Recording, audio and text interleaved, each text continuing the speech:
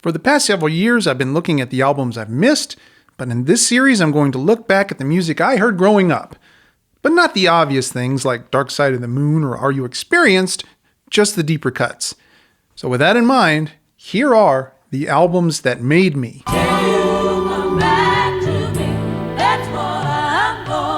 The R&B of the late 60s and early 70s was a huge part of the music I heard growing up, thanks in large part to my mom's record collection. And Aretha's Let Me In Your Life was perhaps the one she spun the most when I was young. I'm almost certain that this album was the first time I heard the very distinctive Hammond organ sound of Bob James, who played on a ton of stuff from that era after he was discovered by Quincy Jones. And by the way, Bob James is the guy who wrote and recorded Angela, better known as the theme from Taxi.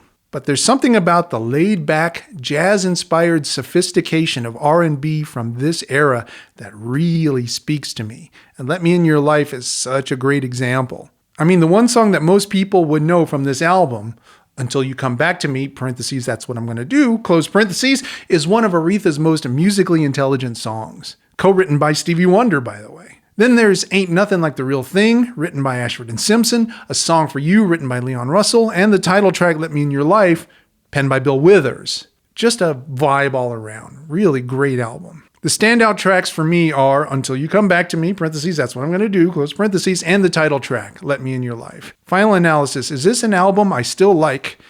No doubt. Is this an album that I still spin regularly? Probably more than any other Aretha album except maybe Young, Gifted, and Black. And would I recommend Let Me In Your Life? Unreservedly.